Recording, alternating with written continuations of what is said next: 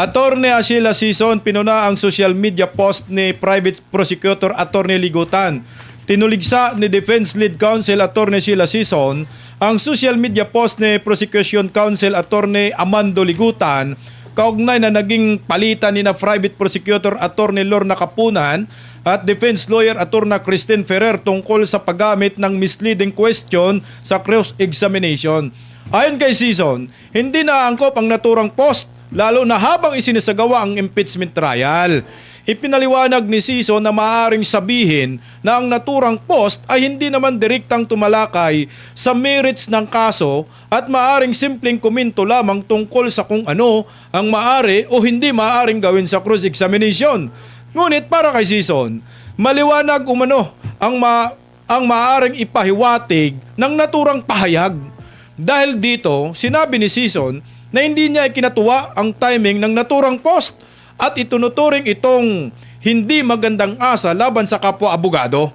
Sa naturang manifestation, nilinaw ni Attorney Sison, ang tinutukoy umano ni Attorney Ferrer na naging palitan nila ni Attorney Kapunan. Samantala, humiling si Lead House Prosecutor Gerbel Luistro sa nakilalanin ng impeachment court si Attorney Amando Ligutan upang makapagsalita kaugnay ng isyo.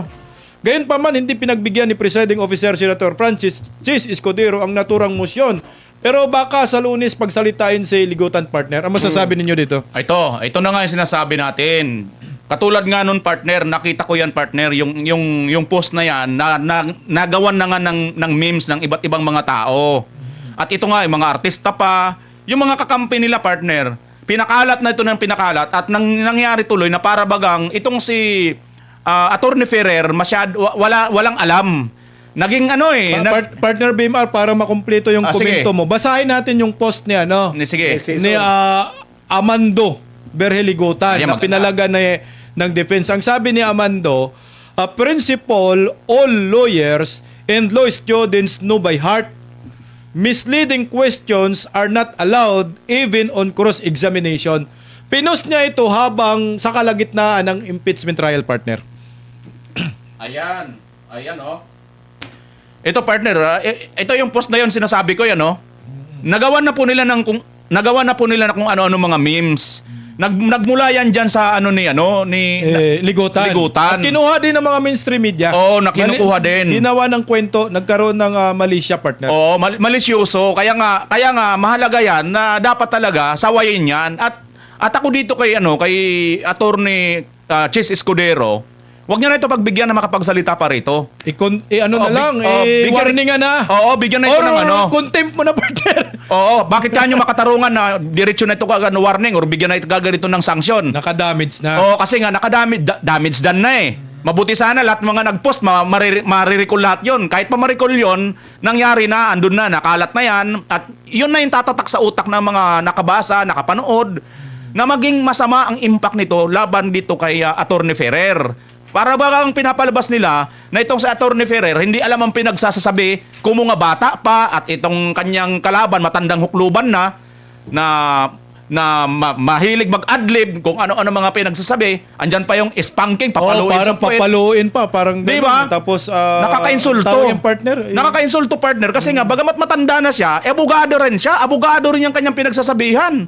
Di ba? Correct. So, para bagang ang sinasabi niya, didi-disgrace niya maigi yung kanyang mga yung kakulig niya, kasamahan niya sa trabaho.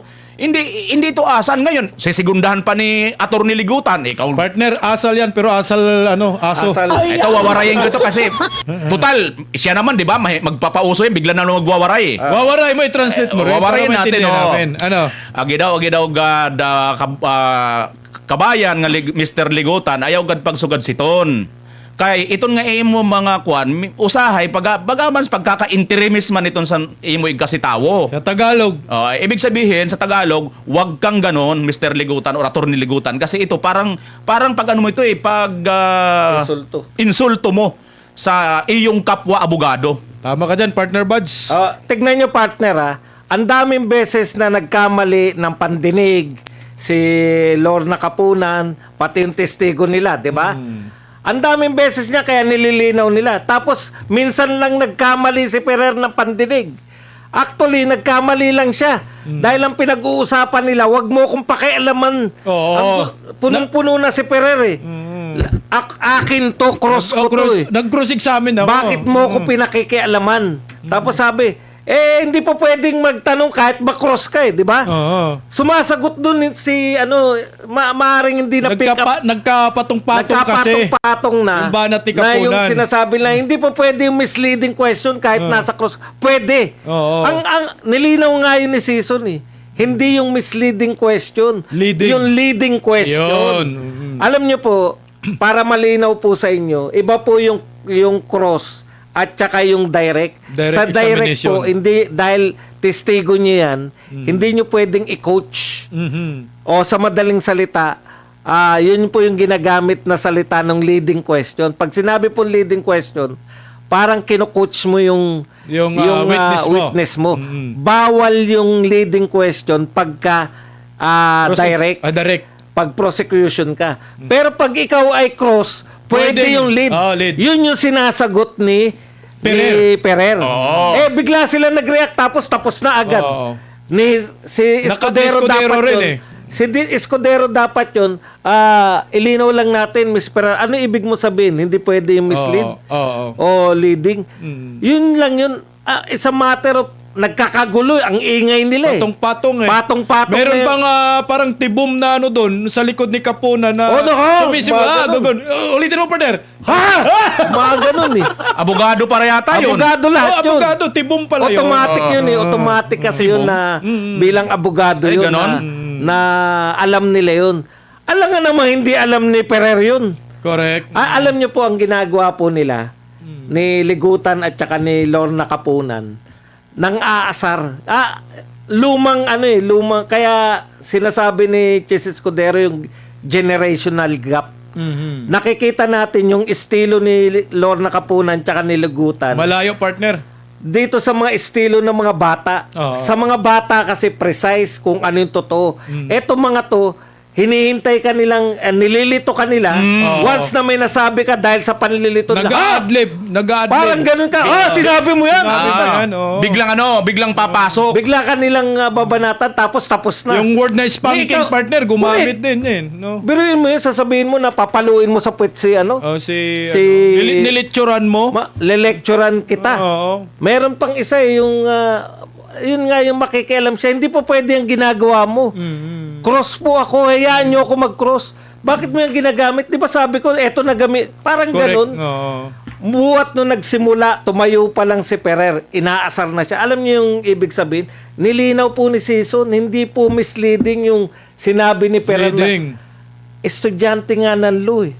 Alam na bawal yung misleading. Ako nga hindi pa law, alam ko na bawal eh. Si Bimar nga, alam din eh. Oo. Ako nga, alam ko rin. Ngayon, nalaman lang natin. Ang dami natin natututunan eh, di ba? Ang dami natin. Imposible po na yung lahat po yan, magagaling po yung mga abogado yan. Hindi ka mapupunta sa impeachment kung hindi ka magaling. Okay, eto pa po. Kaya nga sabi ni Attorney Panelo eh, magpahinga ka na, ma'am. Matanda ka na, sabi. Hindi Matanda ka na na. sinabi, parang sinasabi niya, ang layo na ng ano eh. Di ba? Yung generational gap, yung estilo nyo, pang siguro 1970s pa yan pwede. Marcos Aquino Sr. yung mga tuturuin mo lang tapos manginginig na yung kalaban. Hindi na uso yan eh. Iba na ngayon. Yung mga bata ngayon, punong-puno na po sila ng kaalaman. Correct. Yung mga noong araw siguro, duduruin nyo. Matatakot. Matatakot. Pero Hindi na po ngayon, sila lumalaban natatakot. eh. May isa pang term dyan, partner ba, sa mga Tagalog eh. Gulpi di gulat. Nanggugulat lang sila. Tapos pag nagkamali, Oo. kita mo yung reaction nila? Sabay-sabay, no? Tapos sabi, parang, anong sinasabi ni Escudero, parang sumusunod siya. Di ba sinasabihan siya na, wag mong turuan yung wag kang mag-coach sa witness. Kasi kino-coach ni Kapunan eh. Yung witness, meron pang ang sabi ni Kapunan, wag kang sumagot! Yung sinabihan niya na naman yan. Na huwag mo sagutin Wag yan. sagutin, Bawal yun dapat. Correct. At saka dapat, itong si Escudero, sa mga ganyan. Mabilis. Oo. Hindi lang siya mabilis, partner. Dapat maging Matalas. instruction. Dapat paluin na ng pamalo, partner. Oo. Sandali. Medyo hindi maganda yung sinasabi mo. Ano yung sinabi mo? Pakilinaw. Ngayon, pagka sinabi niyang, Warning. pag sinabi niya na, Your Honor, hindi po yung ganitong gusto kong sabihin. O sige, yung nasabi mo nung una, paki-strike sa record. Dapat ganun eh. Dapat may warning agad. Paglilinaw yun kasi Oo. misleading. Alam na lahat ng abogado yan. Eh. Bakit Correct. hindi malalaman ni ikaw talaga, mami, oh. Okay, partner. Retiro na. Kaugnay dyan, partner. Kaugnay dyan, kaugnay. Sige, Kaugnay sige. dyan, partner. Kaugnay dyan. Escudero magpapatupad ng role sa public comments ng mga abogado sa impeachment trial. Sinabi ni Senate Impeachment Court Presiding Officer Senator Francis Escudero na maglalabas siya ng ruling para regulahin ang mga pampublikong pahayag ng mga abogado sa impeachment trial ni Vice President Inday Sara Duterte. Ito'y matapos umanong paulit-ulit na malabag ang mga alituntunin ng korte sa decorum. Ang tanong mga kapartner, sa gitna ng mainit na impeachment trial, dapat bang higpitan ni Senator Escudero ang regulasyon sa mga pahayag ng mga abogado sa publiko upang mapanatili ang respeto at integridad ng paglilitis? Alam nyo, dapat lang talaga, ito na naman tayo, di ba? Yung nangyari kasi dito, ito si Kapunan, parang nangyayari, parang dahil nga sa dahil nga sa kanyang matanda na siya, nirerespeto siya nitong ni Escudero, akala niya mayat-maya pwede na siyang gumawa ng mga sarili niyang adlib, sarili niyang pambubuli. Parang kinakain ni Kapunan si Escudero, partner. Oo. Para bagang Siya nga nagro-ruling minsan. Correct nga, di ba? Nagro-rolling minsan siya. Tsaka humihingi ng upuan, partner. Hindi pala yun, partner. Tapos magta-time out pa, partner. Correct. Di ba, resist na tayo? Oo. Siya yung nasusunod. Anak ng kamuti naman. Oo, tsaka yung di ba yung mismo yung napansin natin kahapon yung kanyang yung nagko-cross examine itong si Attorney Ferrer. O, papasok ka sa Oo, cross-examine. Sabat ng sabat. Hindi tuloy makapag-dire-direkta ng tanong si Objection! Oo. Lagi siyang Okay lang yung objection. Hindi naman siya nag-object eh. Oo, parang nanggugulo lang nagle-lecture talaga. siya eh. Oo. Nagle-lecture ng gugulo, no? para bang sinasabi niya, "Hoy, hindi yan dapat ang tanong mo." Parang inaanuhan niya, tinuturuan niya tuloy yung cross At saka yung sasabihin, wag sumagot, di pwede yung partner. Oo. Etong si Christine, sanay siya sa korte. Kaya ina-expect niya na hindi dapat ganyan. Correct. Kaya, Oo. Kaya Christine, partner, 15 years ang experience yan, partner. correct. At saka magaling na lawyer Oo, talaga yan. oo. O sa mga nagsasabi po na nagagalingan kay Kapunan, kung kayo po kukuha ng abogado at mayaman kayo, sino kukunin nyo? Si Si Kapunan, Kapunan, tsaka si Ligutan o si Christine o si Ferrer. Sison? Di ba? Alam mo sa tanong nga dito kung sa gitna ng mainit na impeachment trial, dapat bang higpitan ni Senator Escudero ang regulasyon? Dapat doon mismo. Kasi ang tinutukoy ni Escudero sa labas eh. Sa labas na yung mga di ba? Sa labas, partner wala na masyadong doon nasa loob. Hindi na makokontrol sa labas, no? Oo, kasi sa loob ikaw yung Pero may...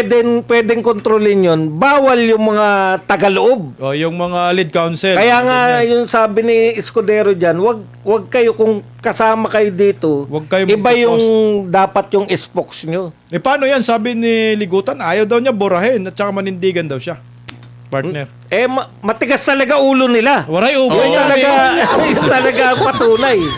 Yan nga yung problema dito, partner. Kasi nga, nakikita ng taong bayan kung paano nabubuli, pati itong si Senate President, itong si matandang hukluban na attorney.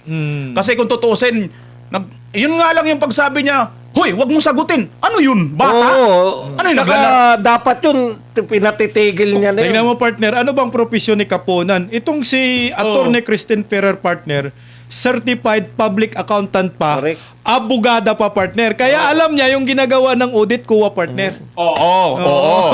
Kasi pag accountant ka, partner, naku po, puro numbers yan, puro numero ang pinag-uusapan O, dyan. tsaka accounting to ang problema, yung kanilang testigo, hindi naman siya abogado. Ano siya, accountant, pero hindi abogado. Walang alam sa batas yun, Correct. partner. Ito, bukod sa accountant na, abogada pa. So talagang talagang maalam at alam niyang pasikot-sikot. Ang ganda. Maraming experience sa partner. Ito yung mga achievement niya, partner. Certified Public Accountants Lawyer within 15 years. Of legal practice, ha? Oo. Tapos 15 years din of legal excellence sa corporate law, litigation, taxation, mergers and acquisitions, partner. Tapos meron siyang hinawakan na partner, 45 billion pesos acquisition of mighty corporation by GT International Philippines, yung Mighty Corporation. Diba, Yan yung nagbayad ng tax. laking buwis. Ito nga yun, 45 billion pesos na single partner. Oh. Dahil kay Attorney Christine Ferrer. Ayan po, Oo. partner. Oh. So ito yung kaitan yan, di ba? Yung Mighty. Tama ba? Mighty Hindi, iba yan. Iba yun? Iba yung Mighty Corporation partner. Alam niyo partner. Fortune yata yung kay ano. Kahit ano. Lusutan. Alam niyo partner, ang nakita ko lang kahapon, sa husay magtanong ni Attorney Christine Ferrer, napansin ito ni Kapunan. Kaya ginulo. Oo. Kaya ginugulo niya kasi nga alam niya na papunta na doon si Ferrer. Huhulihin Oo, nga. mahuhuli na talaga at magkakamali-mali na talaga itong si pangalan nun? Yung testigo. Si Silene ba yun? Oo, Silene. Silene. Silene. Tabatinching. Oo. Sayalin. Tabachingki. Mahuhuli na talaga siya partner kasi nga tingnan niyo yung kamada ni Attorney Ferrer Correct. kahapon. Ang ganda ng kamada eh. Galing. Ginulo lang talaga ng ginulo ni eh. Doon nga lumabas na meron pang apila ang Office of the Vice President doon sa 73 million.